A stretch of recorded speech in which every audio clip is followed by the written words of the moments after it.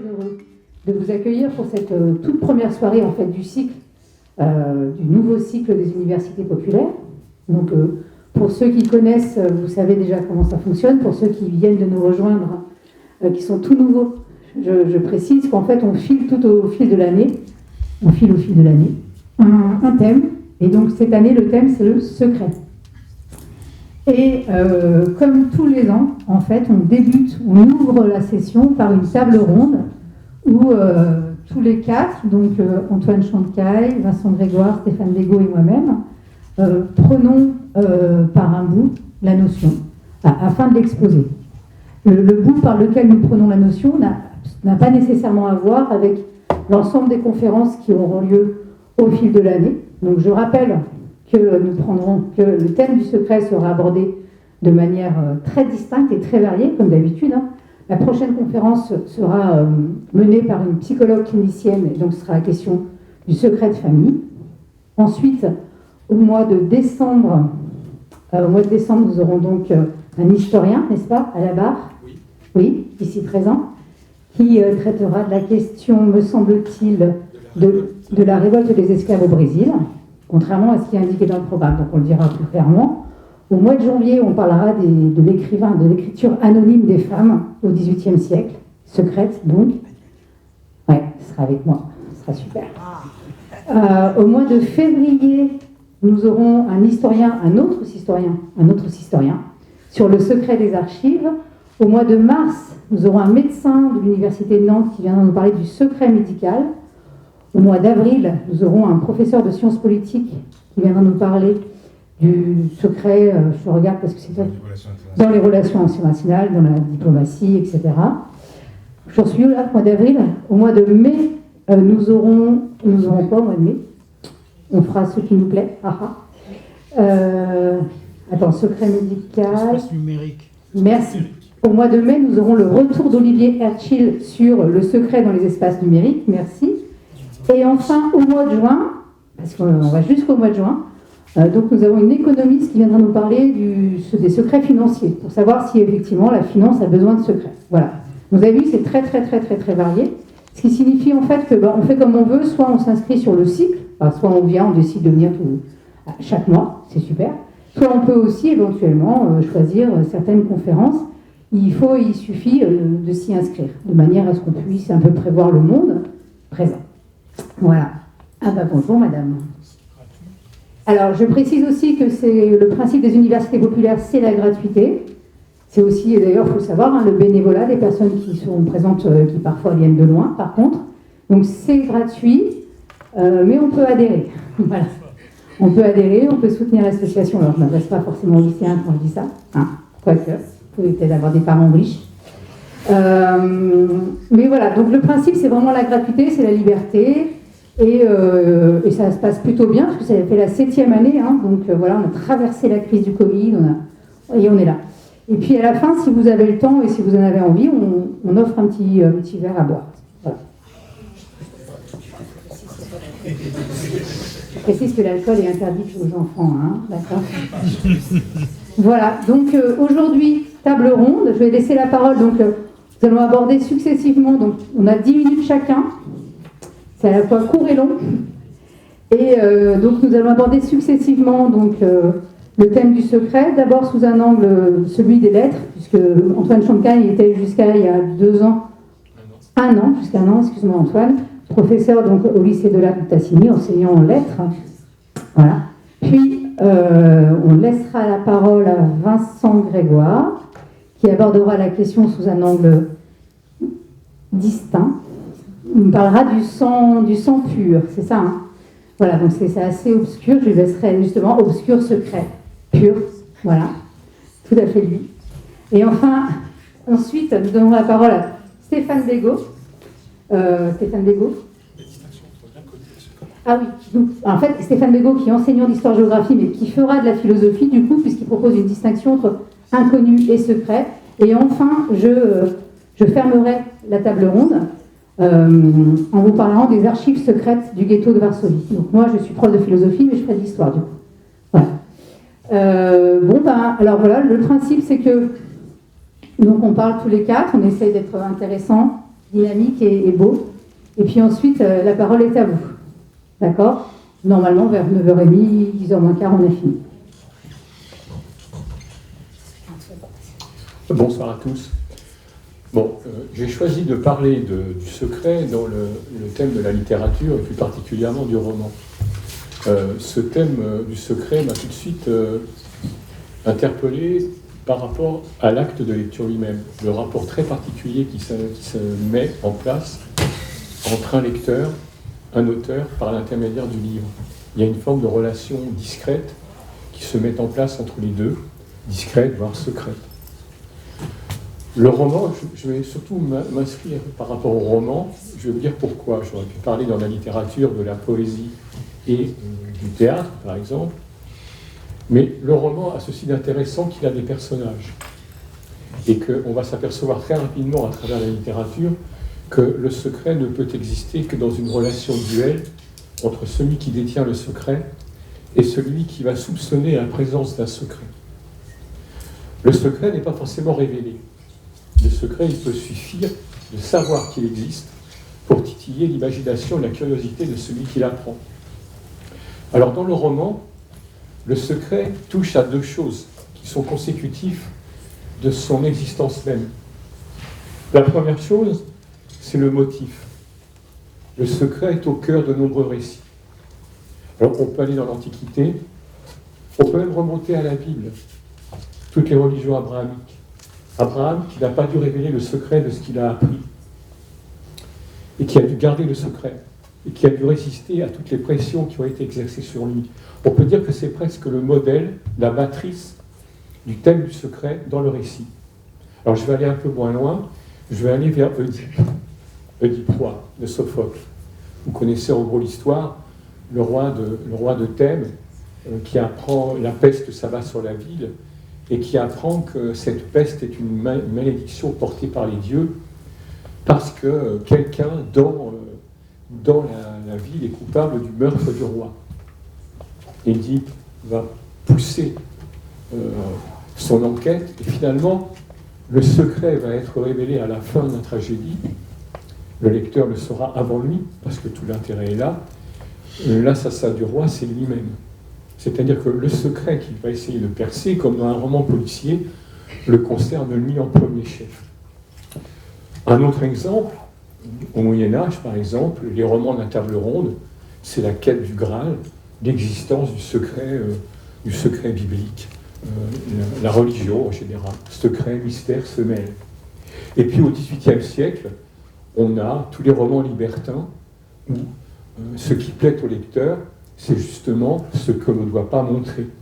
On regarde par les trous de serrure, on regarde ce qui se passe dans les alcôves, et les auteurs prennent un malin plaisir à utiliser une figure de style dont je parlerai tout à l'heure, qui s'appelle la prétérition, où dans toutes les introductions, les auteurs disent « Ah mon Dieu, quelle horreur ! Je ne vais quand même pas vous raconter une histoire aussi sordide et aussi érotique que celle-ci. Si je le fais, c'est uniquement pour la condamner. » Et ensuite, on a 300 ou 400 pages d'un roman extrêmement lubrique. Mais la prétérition va permettre de dire le contraire. Ça, ce sont les motifs. Le roman est aussi lié au secret par, on va dire, le moteur même du roman. C'est une relation très paradoxale entre un auteur et un lecteur. Le roman va révéler le secret, va le mettre à jour, mais parfois, même en le mettant à jour, il ne va pas révéler le secret. C'est ce qu'il y a de très paradoxal dans la lecture. On touche à quelque chose de secret dans l'histoire, mais parfois, tout l'intérêt du roman, c'est de ne pas aller jusqu'au bout. Et il y a une frustration du lecteur. Et d'ailleurs, peut-on dire tous les secrets.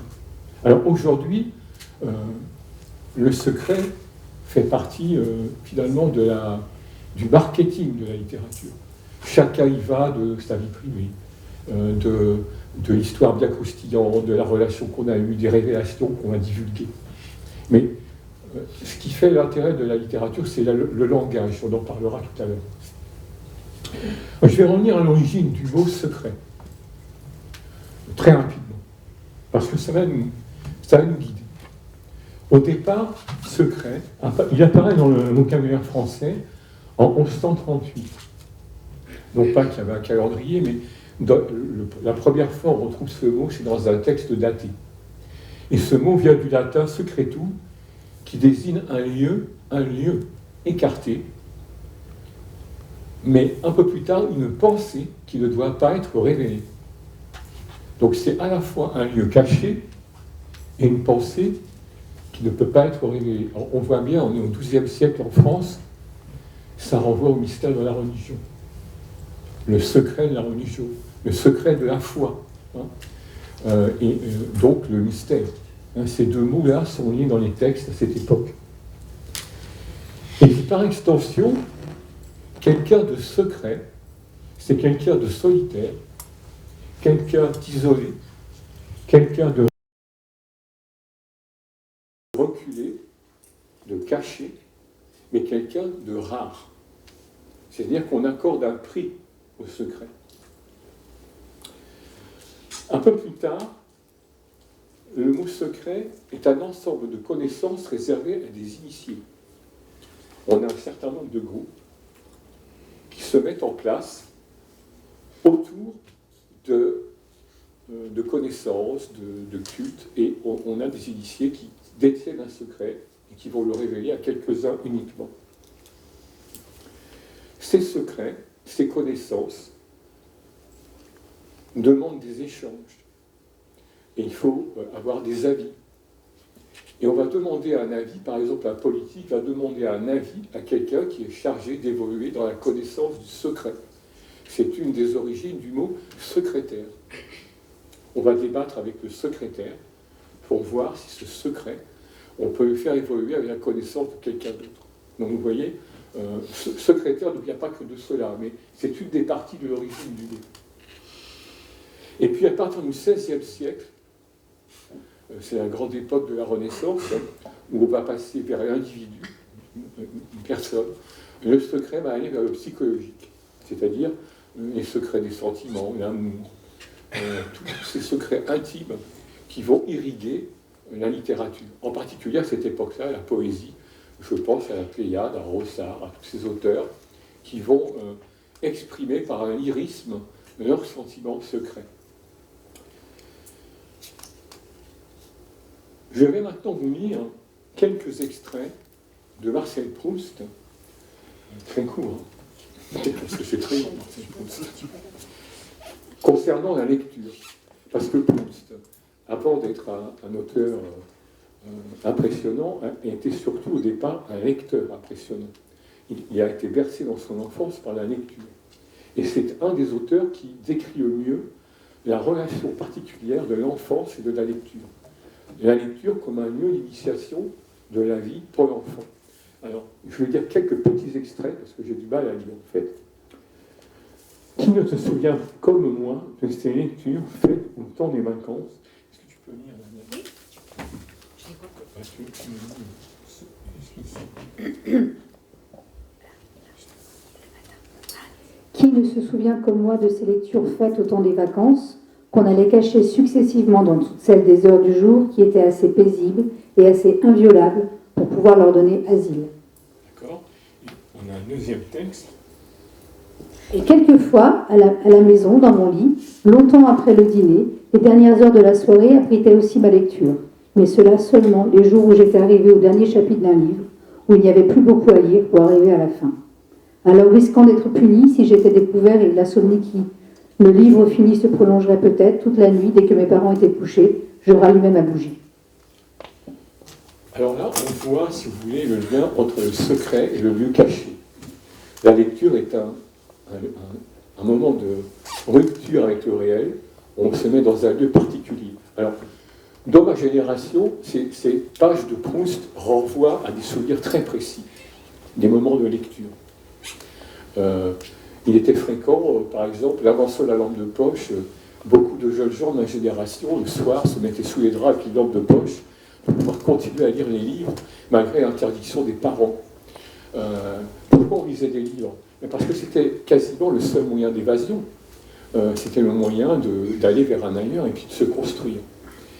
Donc là, on voit que Marcel Proust renvoie à une des premières définitions du mot secret, c'est à la fois le lieu et la relation particulière avec celui qui détient le secret. Et puis, il y a un moment qui nous intéresse après, c'est quand la dernière page était lue. Et là, on a dans le texte un moment où le petit Marcel continue à être dans le livre, va dans sa chambre, tourne en rond et se demande, mais c'est déjà fini? Puis finalement, c'était que ça. Donc à la fois, le livre, le roman est un moment d'émerveillement, mais également un moment de frustration. Puisque le romancier ne lui a pas tout révélé. Et un des moteurs de la lecture, c'est justement l'absence de tout dire. Le roman est capable de dire qu'il y a un secret, de porter certains éléments du secret dans le récit, mais de s'arrêter là. Et tout ce que peut faire le lecteur, c'est de dire qu'il a partagé la présence d'un secret, qu'il va construire une partie de la réponse à l'hypothèse du secret. Et là, on voit bien dans les textes les plus, on va dire, complexes, je pense aux textes religieux, par exemple à Abraham, on a ce qu'on appelle l'exégèse, c'est-à-dire que vous avez un même texte qui va apporter un certain nombre d'interprétations, de lectures, de relectures, parce que finalement, il y a dans le texte quelque chose qui résiste. On sait qu'il y a un point vers lequel il faut aller, mais chacun des lecteurs va aller vers ce point, va essayer de le trouver en fonction de ce qu'il est. Et c'est ça le vrai travail de la lecture, en fait. Qui en fait à la fois le plaisir, mais aussi le caractère enrichissant. Alors, la littérature, le langage, dispose... Alors, Marcel Proust, par rapport à la lecture, n'est pas un fou furieux. C'est-à-dire qu'il fait... Je vais lire ce petit passage, je vais le lire. Il fait une différence très nette entre la lecture et la vie. Voilà ce qu'il nous dit. Tant que la lecture est pour nous l'incitatrice dont les clés magiques nous ouvrent au fond de nous-mêmes, la porte des demeures où nous n'aurions pas pu pénétrer, son rôle dans notre vie est salutaire. Elle nous ouvre des portes et nous guide un petit peu dans la vie. Mais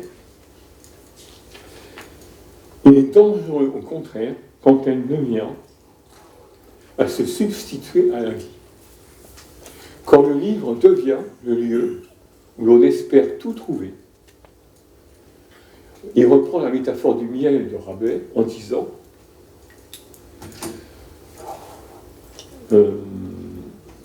comme le livre est comme une chose matérielle déposée entre les feuillets, un miel tout préparé par les autres, et que nous n'aurions qu'à prendre la peine d'atteindre sur les rayons des bibliothèques.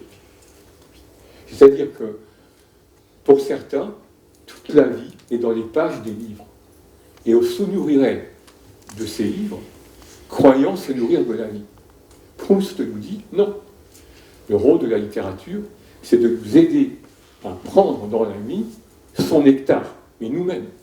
Le livre n'est qu'un outil, une clé, qui va nous révéler un secret. Le secret, c'est le rapport au monde, tout simplement.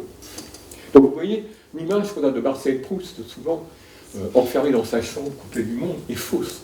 C'est quelqu'un qui était extrêmement impliqué dans la vie politique. Par exemple, l'affaire Dreyfus, il a été... Faut que je m'arrête? Oui, bon, faut que je m'arrête. Alors voilà, je vous raconterai la suite l'année prochaine. Non, parce qu'il faut avoir des débats après. Voilà, on en parlera. On n'aura pas le temps de débattre. Merci beaucoup. Merci Antoine.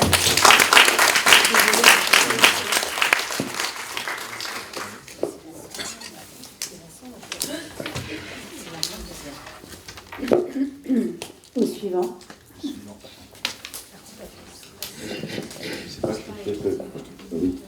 Oui.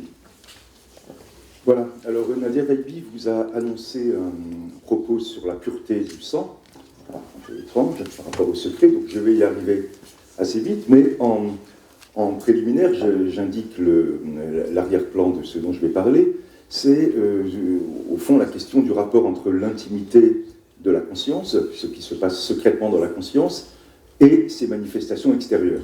Et là, quand je parle, Vous entendez ce que je dis, vous entendez une signification, mais peut-être que secrètement, je cache quelque chose. Donc, devant la conscience de l'autre, on est toujours devant la possibilité, carrément d'un mensonge, ou la possibilité d'un secret. Et ça, c'est un gros problème, et pour les religions modernes. Alors, quand je dis religion moderne, c'est en gros à partir du christianisme, où on adhère, on choisit de faire partie d'une religion, on se convertit. Mais alors, est-ce que la conversion est sincère, hein? Si quelqu'un dit « je renonce à être juif et je deviens chrétien », est-ce qu'il le fait sous la pression? Est-ce qu'il le fait par la force? Ou est-ce qu'il est sincèrement converti? Et puis, politiquement, c'est pareil. J'adhère à un État. Vous voyez, dans les États modernes, il y a une espèce de contrat social. Hein, et donc, est-ce que cette adhésion est sincère ou est-ce qu'il n'y a pas la possibilité que dans certaines consciences, des dissensions, du séparatisme existent et mettent en danger l'unité de l'État? Donc, vous voyez, en gros, Église, État sont très questionnés par la question de ce qui se passe secrètement dans les consciences. Je vous donne deux citations et un fait. Vous allez voir, pour dire que du Moyen-Âge jusqu'à l'époque moderne du XVIIe siècle, il y a une obsession là-dessus. Lorsque l'hérésie cathare, alors les cathares, c'était des gens qui s'étaient séparés de l'Église, et c'était des hérétiques. Alors, on n'a pas le temps de développer ça, mais vous voyez, un hérétique, c'est quelqu'un, non pas un infidèle, non pas quelqu'un qui est extérieur, c'est pas un païen, pour un chrétien, c'est pas un juif ou un musulman, c'est quelqu'un qui, de l'intérieur, interprète autrement les textes. Alors, il est très dangereux parce que c'est l'ennemi de l'intérieur. Et il y a eu une grande hérésie au Moyen-Âge, c'est l'hérésie cathare, qui a été matée par une croisade. Et à la fin de cette croisade, les derniers survivants cathares étaient à Béziers, et Simon de Montfort, le chef des militaires envoyés par le roi de France et par le pape pour arrêter les cathares, est devant la ville assiégée s'effondre, et il ordonne à ses troupes de massacrer tout le monde. Et certains de ses conseillers lui disent « Mais attends, peut-être que parmi les gens dans la ville, il y a des gens qui sont de sincères chrétiens. » Il dit « Tuez-les tous, Dieu reconnaîtra les siens. » C'est une formule qui est restée très connue, parce qu'au fond, si avant de tuer quelqu'un, je lui demande « Est-ce que tu es bien un chrétien orthodoxe ?» Il va évidemment me dire « Oui », parce qu'il ne veut pas mourir, et je risque de laisser vivre un hérétique. Donc, voilà, devant le secret, on tue, et comme ça, il n'y a plus de secret. Voilà. Ça, c'est Simon de Montfort. Vous avez une citation espagnole, alors là, c'est là que je vais revenir à la pureté du sang, du XVIe siècle. Alors, vous savez peut-être, je vais le redévelopper, qu'au XVIe siècle, en Espagne, on n'a pas le droit, mais c'est pas le droit, c'est sous peine de mort, d'être juif et d'être musulman. Et donc, il y a la hantise, l'obsession que peut-être des gens continuent de pratiquer le culte juif ou le culte islamique à l'insu des autorités. Et comme on cherchait à démasquer, à traquer le juif où qu'il puisse être, pareil pour le musulman, mais pour le juif c'était encore plus obsessionnel, on cherchait dans les ancêtres des gens s'il n'y avait pas un très lointain ancêtre juif qui jetterait le soupçon sur le citoyen du moment. Et on a un Juan Enriquez de Zúñiga, un théologien de l'époque, qui dit « Celui que tu vois si affairé à compulser des papiers dans un secrétaire, un meuble, un secrétaire au sens de meuble, mais c'est là qu'on a des secrets, est en train d'établir la généalogie de son voisin, qui recherche des preuves de son honneur pour pouvoir prétendre à une certaine charge, et sa jalousie décuple ses forces. » On n'a pas le droit en Espagne à l'époque, si on est juif, d'exercer certaines charges. Mais attention, être juif, il n'y a plus de juifs en Espagne à l'époque. Donc être juif, c'est avoir des ancêtres juifs, être de sang juif. Et donc vous aviez des gens qui allaient chercher dans la généalogie en disant « Mais lui, ça rappelle ce qui va se passer ensuite sous Vichy, lui il a un arrière-arrière, mais ça pouvait être à 5 générations. Il suffisait d'avoir ce qu'on appelait une macule, maculée, tachée, une souillure, d'avoir un ancêtre juif sur 5 générations, vous voyez, donc sur plusieurs dizaines, pour ne plus avoir droit à certaines charges. Et donc les gens cherchaient les secrets, justement, les généalogies étaient cachées, et il y avait des gens qui allaient dans les secrétaires et qui disaient, lui, en fait, qui vient d'obtenir ce poste, c'est un juif. Et donc il était immédiatement privé du poste. Et puis au XVIIe siècle, vous avez Louis XIV en France, vous savez, qui révoque l'édit de Nantes, donc qui interdit le protestantisme, mais qui lutte aussi contre un courant, pareil, je n'ai pas le temps de développer, un courant catholique qu'on appelle le jansénisme. Et le jansénisme, c'est un courant qui va donner plus d'autorité au pape qu'au roi. Donc c'est inquiétant pour le roi. Et le roi dit, c'est tout simple, Jansénius, c'était un auteur, je vais demander à tous les religieux du royaume de signer un formulaire selon lequel il condamne les thèses de Jansénius. Et les thèses de Jansénius sont les suivantes. Il en fait rédiger 5. Et beaucoup de gens disent, mais ces thèses, d'accord, je suis contre, sauf que Jansénius n'a jamais dit ça. Donc je suis un disciple de Jansénius, mais Jansénius n'a jamais dit ce qui est dans les thèses. Et Louis XIV dit, bah, vous ne signez pas, vous perdez tous vos droits, toutes vos charges, et vous êtes exilé, hein, dans certains cas. Vous avez l'abbaye de Port-Royal, qui était l'abbaye des jansénistes, a été tout simplement rasée. Et donc, vous voyez, en fait, ce que voulait Louis XIV, c'était tout simplement qu'on jure, c'est qu'on prête serment, c'est qu'on engage sa conscience sur quelque chose qui était faux. Et si, puisque tout le monde était supposé croyant et avoir peur de l'enfer à l'époque, si un croyant prêtait serment selon lequel il condamnait des thèses qui par ailleurs n'étaient pas dans le livre, mais ça, ben, c'était un signe de soumission, et Louis XIV pouvait être content. Donc, certains jansénistes ont signé, d'autres n'ont pas signé, et ça a été quasiment une guerre civile hein, dans le royaume, enfin, avec de grosses persécutions. Donc voilà ces 3 points. Vous voyez Simon de Montfort, l'Espagne XVIe et je suis à combien de temps? Il me reste 3 minutes. 4. Et donc Louis XIV. Alors je vais me centrer très rapidement sur l'Espagne au XVIe siècle, parce que c'est quelque chose qu'on connaît assez peu et qui est absolument spectaculaire et incroyable quand on y pense aujourd'hui. Vous voyez en 1492, hein, Ferdinand et Isabelle, le roi et la reine d'Espagne, arrivent à bout hein, de la dernière résistance musulmane, c'est la fin de la Reconquista, ils prennent Grenade, et donc l'Espagne redevient terre chrétienne. Mais la partie musulmane de cette terre, les gens sont encore là. Donc qu'est-ce qu'on fait? Ils sont musulmans, et on est des rois catholiques, hein, parce qu'ils disent Isabelle la catholique, ce sont les rois catholiques reconnus comme tels par le pape. Donc il va falloir qu'ils se convertissent. Donc tous ces musulmans se convertissent, on va les appeler les morisques. Hein, ce sont des gens qui pendant 100 ans vont officiellement être chrétiens, pour certains sincèrement, et d'autres vont rester secrètement musulmans. Ils seront tous chassés, je ne vais pas m'attarder dessus, en 1609-1610. Il y a 4 millions d'habitants en Espagne à l'époque, il y a 300 000 morisques, presque 10% de la population chassés. Certains seront hébergés par François Ier, sont hébergés par François Ier, c'est par Henri IV, voilà, qui va les laisser passer, puis ils iront en gros en Turquie. Mais ce qui m'intéresse ici, très brièvement, 3 minutes, ce sont les Juifs qui, eux aussi, dès 1492, le 31 mars 1492, sont sommés de quitter le royaume ou de se convertir immédiatement. Voilà, ils s'appellent les conversos. Donc 200 000 Juifs, c'est dur de retrouver les chiffres, mais les historiens disent à peu près 200 000 Juifs vont quitter, alors là aussi c'est 5% de la population, c'est énorme, vont quitter le royaume, et ce sera ce qu'on appelle en Europe les Juifs séfarades. Vous voyez, vous avez les Juifs ashkénazes, qui viennent d'Europe centrale, Pologne, éventuellement Russie, voilà, l'Europe centrale et l'Europe de l'Est, et puis les Juifs séfarades, dont certains vont partir en Afrique du Nord, et dont une partie iront à Bayonne en France, aux Pays-Bas, et donc vont alimenter, y compris culturellement d'ailleurs, les pays du Nord. Et ces Juifs, alors, ceux qui vont rester en Espagne, vont officiellement être devenus des chrétiens. Et donc pendant tout le XVIe siècle, il y aura une obsession. Est-ce qu'ils sont bien christianisés? Est-ce que leur conscience, est-ce qu'en secret, ils ne continuent pas de pratiquer le culte? Et auquel cas, il faut les traquer. Et c'est là qu'intervient, elle existait déjà dans le reste de l'Europe, mais c'est là qu'intervient en Espagne l'Inquisition. Oui, l'Inquisition, ce sera une institution à la fois du Vatican, du pape, et de l'État, dont le but en Espagne, alors elle est installée en 1482, un petit peu avant la prise de Grenade, et parce qu'on était déjà en train d'être dans une logique de conversion forcée, pour être bien sûr que les Juifs convertis sont bien chrétiens. Vous voyez? Et donc l'Inquisition hein, avait 3 principes. On était dénoncé. Voilà, lui, voilà, un voisin disait, lui, je le vois chez lui, il y a des gens qui viennent, c'est une petite synagogue privée, mais on ne savait pas par qui on était dénoncé. Voilà, donc, secret du dénonciateur. Des gens qui n'ont pas le droit de témoigner habituellement, à l'époque, j'arrête de prostituées, marginaux de toutes sortes, personnes bannies, d'un seul coup pouvaient devenir témoins.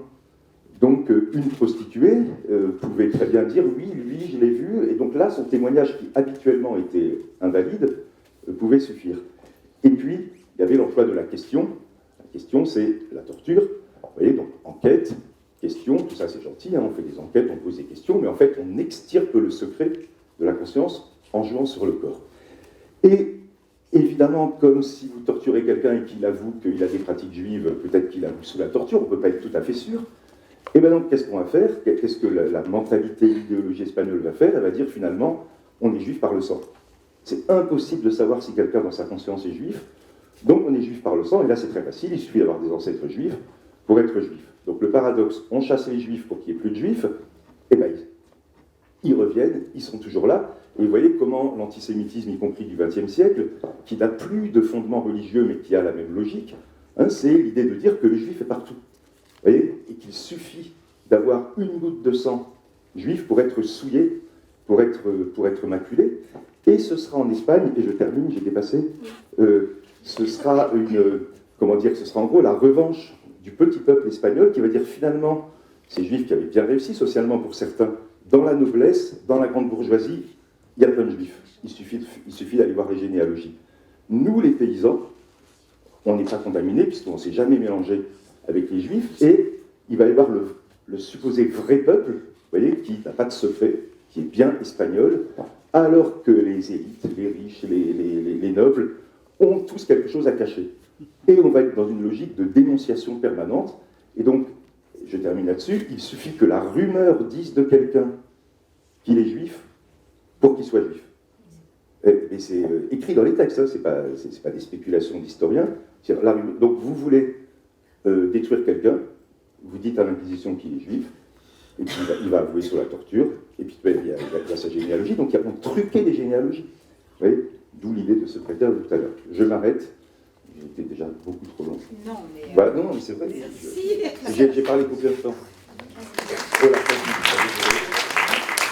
Alors, ensuite, nous avons Vincent, et voilà, et nous allons maintenant passer à Stéphane. Merci. Inconnu, secret et inconnu. Alors, secret et inconnu. Bon, je vais rester quand même assez modestement dans le champ de l'histoire et de la géographie que je connais bien. J'aurai 2 ou 3 explorations en dehors. Alors, il y a des choses que nous ne connaissons pas. Il y a même beaucoup de choses que nous ne connaissons pas, et nous le savons. Nous savons que nous ne connaissons pas, soit individuellement, soit collectivement. Des choses dont je ne peux pas formuler puisque nous ne les connaissons pas. Et donc, cette inconnaissance relève-t-elle toujours du secret? Donc, je vous propose de m'accompagner dans une réflexion qui est de pouvoir se demander comment est-ce qu'on peut distinguer ce qui est inconnu de ce qui est secret. Alors, dans un premier temps, les choses que nous ne connaissons pas, ces choses inconnues, nous ne les connaissons pas parce que nous les ignorons. Hein. Donc, le premier champ de ce qui nous est dissimulé, c'est la dissimulation par les propres limites de connaissance. Alors, les cartographes de l'époque moderne, par exemple, avaient une bonne approximation du diamètre de la Terre. On savait depuis l'Antiquité que la Terre était ronde, donc on savait faire à peu près la forme de la Terre. Par contre, personne n'avait visité un certain nombre d'endroits au départ. Hein. On est évidemment, lorsqu'on est européen, on est limité à la connaissance de l'Europe et de ses périphéries immédiates. Ce qui fait que votre globe terrestre, il est largement blanc. Hein. Il est occupé par du vide. Alors le vide, ce n'est pas très parlant, ce qui fait que les cartographes se mettent à dessiner sur les cartes, sur les globes, des monstres. Hein. Donc on voit des serpents, vous avez sans doute tous vu ces vieilles cartes avec des serpents, des pays exotiques, on dessine des peuples à tête de chien, par exemple. Hein. Donc on peuple ce vide qu'on ne perçoit pas. Hein. Donc on décore les cartes, et puis on rajoute parfois des mentions en latin. Hein. Donc la plus célèbre, c'est Hinc sunt dracones, hein. C'est-à-dire ici, il y a les dragons. C'est-à-dire que au bout d'un certain temps, à un certain moment, ces territoires inexplorés, on les peuple, en fait. Hein. On les peuple sans savoir ce qu'il peut y avoir. Alors, dans son livre paru en 2020, Alain Corbin, un livre intitulé Terra Incognita, une histoire de l'ignorance, Alain Corbin propose donc d'étudier cette inconnaissance à partir du XVIIIe siècle, hein, donc du siècle des Lumières, et notamment à partir d'un événement tragique qui est le tremblement de terre de Lisbonne. Hein, donc 1755, la ville est quasiment intégralement détruite par un tsunami, en fait. Hein. Donc il y a un tremblement de terre au milieu de l'Atlantique, il y a une vague géante qui, en plus du séisme, ravage la ville. Et Alain Corbin, donc, dans son étude, s'aperçoit qu'en 1755, les gens du XVIIIe siècle ne savent pas du tout expliquer ce qui s'est passé. Ils ignorent complètement les phénomènes géologiques, maritimes, enfin donc océanographiques, qui marquent donc cette destruction de la ville de Lisbonne. Et le premier constat d'Alain Corbin, c'est de montrer que, en fait, dans l'encyclopédie, la fameuse encyclopédie Diderot et d'Alembert, eh bien, vous avez en fait une méconnaissance à peu près générale de phénomènes donc, sismiques, océanographiques, climatiques. Hein. Il montre que dans un certain nombre de domaines de sciences dures, nos ancêtres à cette époque-là ne savent quasiment rien. À tel point que les articles, par exemple, de géologie, sont plus des articles religieux que véritablement scientifiques. Hein. C'est-à-dire qu'on se pose des questions sur l'âge de la Terre. L'âge de la Terre, on date encore dans l'encyclopédie, encore des débats sur l'aspect de la Genèse, sur l'existence ou pas du déluge. Hein. Donc on a plutôt des débats qui sont des débats religieux, hein, donc entre la philosophie et la religion, que des débats qui s'étaient sur des thèses scientifiques. Hein. Et donc, petit à petit, Alain Corbin remarque que ce XVIIIe siècle, entre guillemets ignorant, bien sûr, hein, laisse place à un début de XIXe siècle où on commence à avoir, par exemple, des explorations. On peut penser, par exemple, au voyage du capitaine Cook, hein,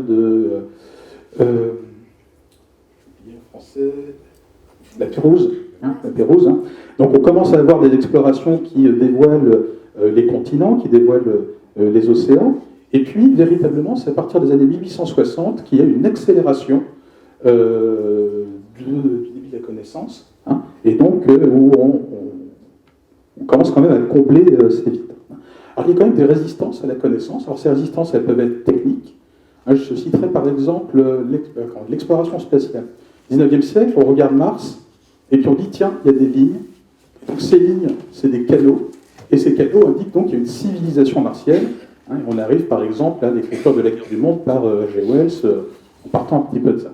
En fait, tout simplement, les télescopes sont flous. Hein, c'est-à-dire qu'on ne sait pas fabriquer des lentilles parfaites. Donc on a une image de Mars qui est floue. Et donc on en tire des conclusions également floues. Autre exemple, Wagner, je ne parle pas allemand, vous pardonnerez, en 1912 propose un modèle de la dérive des continents. Il est ridiculisé par la communauté scientifique, hein, c'est pas une résistance externe, parce qu'on lui explique que mais mathématiquement, c'est pas possible que des continents, donc des masses extrêmement lourdes, flottent sur quelque chose et donc dérivent comme ça à la surface de la Terre. Hein, donc vous avez cette résistance qui peut être une résistance soit technique, soit interne. Alors ça peut être externe aussi, hein, bien sûr, on parlait de l'Inquisition tout à l'heure. Enfin, la progression du savoir n'est pas une progression qui est linéaire. Hein, elle peut être très dépendante du hasard. Par exemple, en histoire, nous sommes très dépendants de certaines découvertes qui sont faites complètement fortuitement. Hein, je pense par exemple au site archéologique de Pompéi.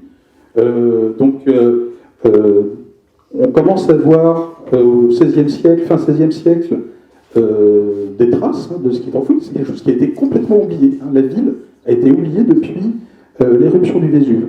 Hein, ce n'est qu'au XVIIIe siècle, au milieu du XVIIIe siècle, on entreprend des fouilles systématiques et qu'on excave la ville. On peut penser à la découverte du tombeau du premier empereur de Chine et de l'armée de terre cuite, qui se fait encore plus tardivement, en 1974, et de la même manière, hein, c'est quasiment la pioche hein, d'un paysan qui excave tout cela. Alors, ça c'était l'ignorance. Après, il ne faut pas nier le fait que, assez vite sur ce point-là, il existe des secrets en histoire. C'est-à-dire que véritablement, il y a des connaissances qui sont ôtées du savoir commun volontairement. Hein, donc c'est un petit peu la différence que je ferai, c'est-à-dire l'idée qu'il y a une intention de dissimuler des choses. Alors je vais résumer cette partie-là pour aller plus vite. Au cas de conscience de Churchill, hein, vous savez que pendant la Deuxième Guerre mondiale, les Anglais ont réussi à décoder les communications allemandes hein, grâce à la machine Enigma. Vous avez peut-être vu le film sur la vie du mathématicien Turing il n'y a pas si longtemps que ça. Hein, et donc Churchill est au courant des intentions stratégiques des Allemands. Et il apprend, par ce biais-là, que les Allemands vont bombarder la ville de Coventry. Donc, premier rapport au secret, le secret qui est craqué. Hein, c'est-à-dire ce que les Allemands voudraient garder secret et qui est craqué. Deuxième phase de cette anecdote, de ce passage historique, se pose la question de savoir s'il faut évacuer ou pas Coventry, parce qu'on sait qu'elle va être rasée par les bombardiers allemands. Et là, Churchill prend une décision terrible, il décide de ne pas avertir la population de Coventry, parce qu'il faut absolument que les Allemands ne puissent pas soupçonner que les Anglais sont en train de les espionner. Donc si on évacue Coventry, ça veut dire qu'on a eu vent de l'information avant, et si on a eu vent de l'information avant, ça veut dire qu'on détient des codes secrets allemands. Donc, deuxième phase du secret, on maintient ça secret face aux Allemands en n'évacuant pas la ville de Coventry. Mais troisième phase du secret, on laisse la population de Coventry affronter le bombardement sans les prévenir. Donc vous voyez qu'ici, il y a trois secrets impliqués l'un dans l'autre, avec donc à chaque fois une intention qui est une décision politique de Churchill. Alors, j'avais prévu d'élaborer un petit peu sur les secrets. Il reste un temps ? Je suis à découvert. Allez, juste pour terminer la conclusion, c'était pour vous dire qu'il y avait aussi une instrumentalisation du secret, en histoire notamment, parce que ça rend l'histoire intéressante. C'est-à-dire que si on vous raconte l'histoire de ce qu'on sait déjà, vous allez trouver ça un petit peu barbant, redondant, etc. Alors que si on vous dit, attention, dans l'émission de ce soir, on va vous révéler des choses qui n'ont jamais été dites avant, et bien là, vous obtenez quelque chose de vendeur. Et donc, ce secret en histoire, il peut être instrumentalisé. Alors, juste pour terminer, là, vous connaissez deux titres d'émissions grand public télévisées, d'émissions historiques. Donc, le secret d'histoire de Stéphane Bern et L'ombre d'un doute de Franck Ferrand. Vous voyez que ces deux titres d'émissions jouent évidemment là sur le côté spectaculaire de l'histoire, où soudain, quelque chose qui était complètement... généralement pas en fait, sur des émissions qui sont généralement honnêtes, mais qui, honnêtes au sens où le fond historique est réel et solide, mais on fait semblant de vous faire découvrir quelque chose que des historiens savent déjà, avec parfois une présentation qui en plus est un petit peu biaisée, qui a pu être critiquée politiquement. Je n'ai pas le temps d'élaborer. Je voulais aussi vous parler un petit peu de la relation entre fiction et histoire avec un roman. Je termine juste là-dessus. C'était par exemple Le Grand Secret de Barjavel. Je ne sais pas si certains d'entre vous l'ont lu. Dans Le Grand Secret de Barjavel, on cherche à cacher le fait qu'il y a un virus qui rend immortel. Vous avez 4 personnages historiques réels qui sont mis en scène dans le roman. Et donc, c'était un petit peu une anecdote pour vous dire que la dernière détentrice du Grand Secret de Barjavel vient de nous quitter, puisqu'il s'agissait dans le roman de la reine Elisabeth II, qui était donc au courant de cette dissimulation historique, avec Charles de Gaulle, Nixon, et puis, je ne me rappelle plus le troisième personnage, je crois que c'était Mao. Voilà. Et ils sont tous morts.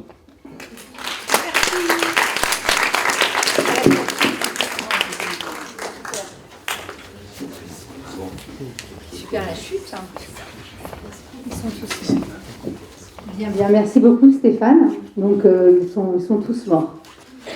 C'est ça la chute.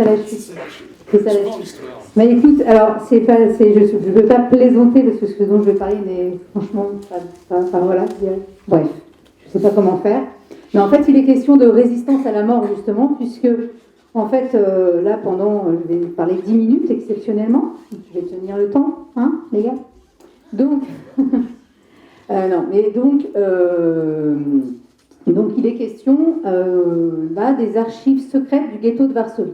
En fait, moi j'avais envie ce soir de rendre hommage à un historien, en tout cas que moi je ne connaissais pas, que peut-être vous connaissez, mais que moi j'ai découvert au fil de recherche. Donc il s'appelle Emanuel Regenblum. Voici le portrait. Il va s'afficher. Voilà.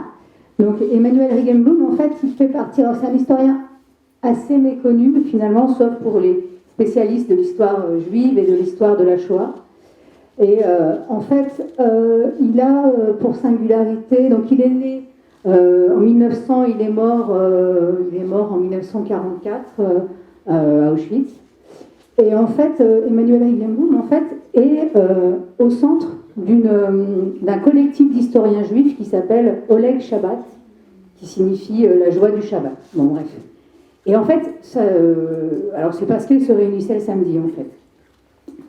Et Heidenboom est un historien qui est absolument passionnant, parce qu'il met en place d'abord une nouvelle façon de faire de l'histoire, mais surtout il est passionnant parce qu'on le redécouvre en 1946, lorsque on va fouiller les ruines du ghetto de Varsovie, et qu'à ce moment-là, en fait, on redécouvre, en fait, excusez-moi, là je suis perdue, je suis émue, donc on le redécouvre, on le connaissait déjà, mais en fait, beaucoup de personnes du collectif étaient décédées, il ne restait plus que 3 survivants. Donc le secrétaire du collectif, et puis son épouse, et ainsi que Rachel Offenbach, qui est une écrivaine et journaliste qui avait pu fuir le ghetto. Il restait 3 survivants. Et en fait, parmi ces 3 survivants, personne ne savait exactement ce qu'il en était des restes des archives qui avaient été collectées par ce collectif. Et en fait, il s'avère que Heidenboom avait fait enterrer les archives qu'il avait collectées, c'est-à-dire tous les témoignages qu'il avait pu collecter dans le ghetto. Il les avait fait enterrer dans des malles, dans des bidons de lait. Et en 1946, en fait, on les retrouve. On ne retrouve pas tout, mais on retrouve un certain nombre.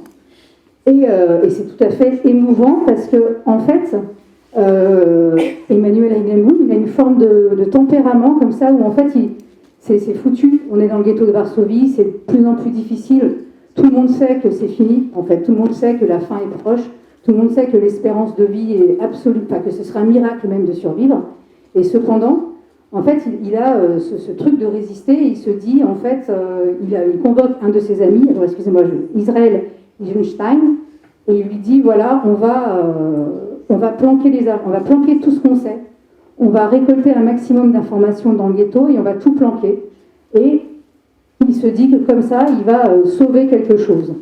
Donc en fait, c'est une manière de résister qui est extrêmement, extrêmement forte, extrêmement touchante. Et on retrouve dans le ghetto, donc en 1946, des témoignages qui sont extrêmement beaux de très jeunes gens notamment, qui participent, alors par hasard, à l'enterrement de ces archives. Alors je vais vous en lire un témoignage. Je ne me trompe pas de page. Excusez-moi. Alors, donc ça c'est Graber, 19 ans. Donc, bien sûr, il est mort consécutivement en 1943 à la grande déportation, en fait, enfin à la fermeture du ghetto, hein, et donc à l'extermination de quasiment toutes les personnes présentes.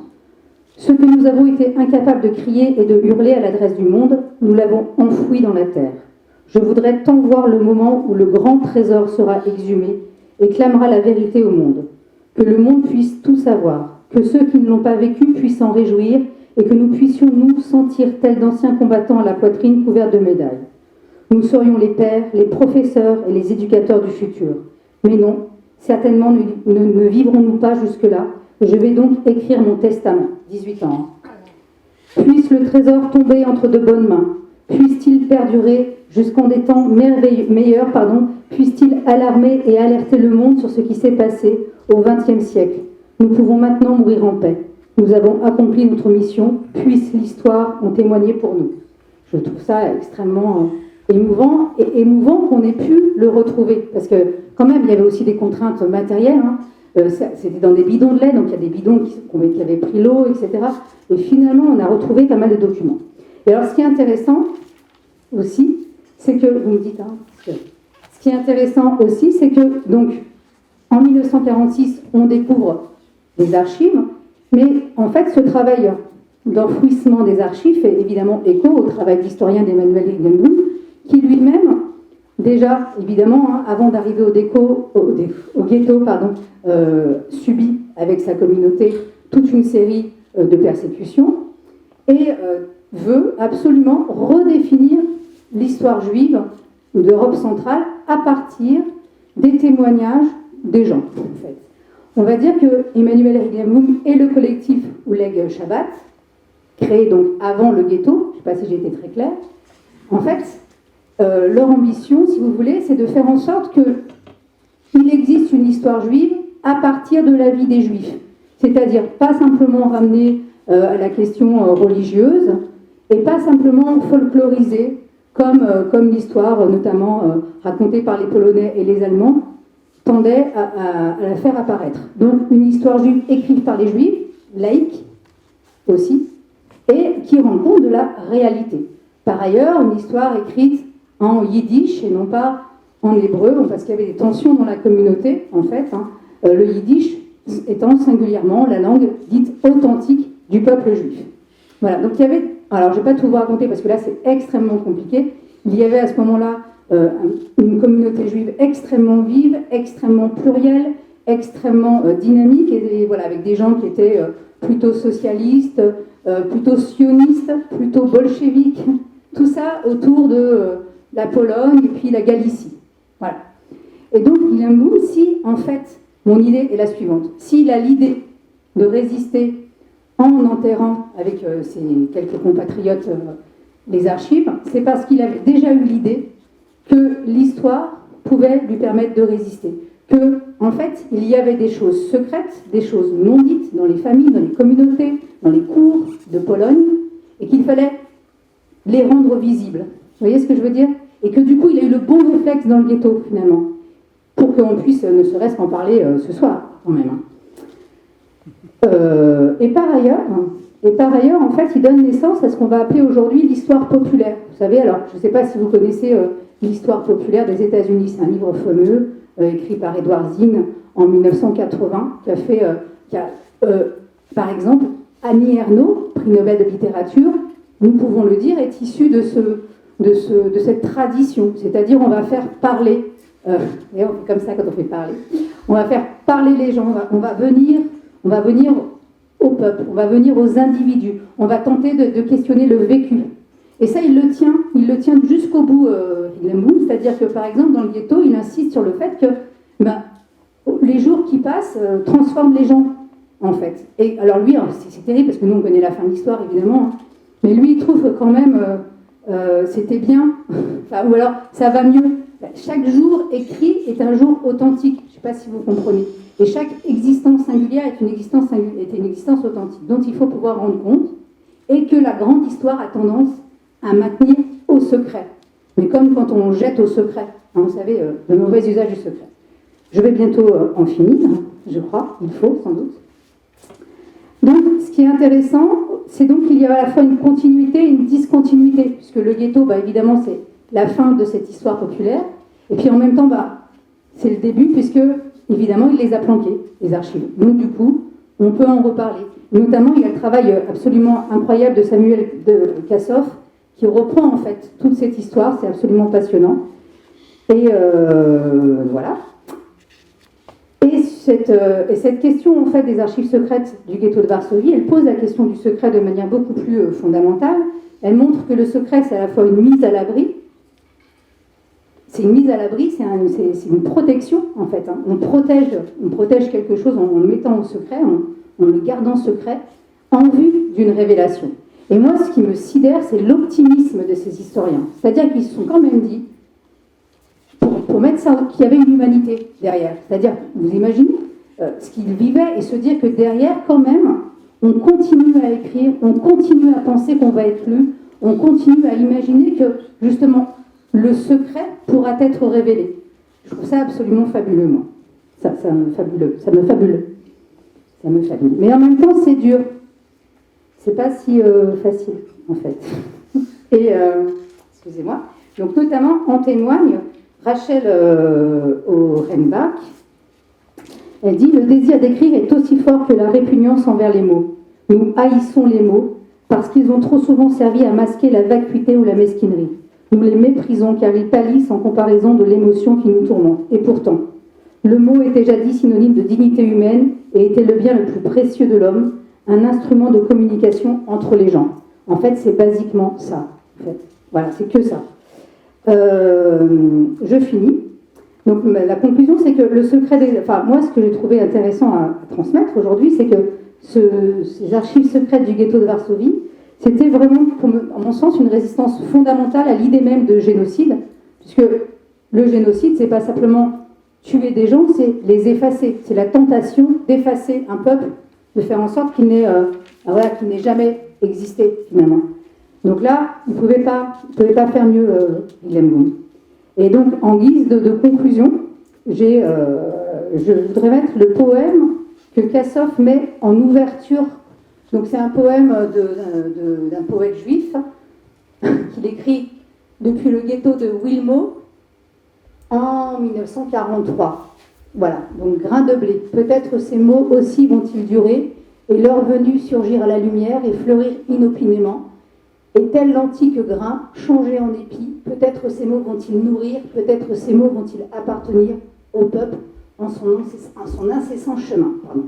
Alors là, l'antique grain dont parle Avrom Zoutkever est une allusion au grain de blé que les archéologues avaient trouvé au XIXe siècle dans les urnes ornant les chambres funéraires des pyramides égyptiennes et qui, dit-on, avait gardé le pouvoir germinatif, c'est-à-dire pouvait encore germer. Voilà, c'est beau, non ? Non, on va s'arrêter là-dessus. Hein, voilà.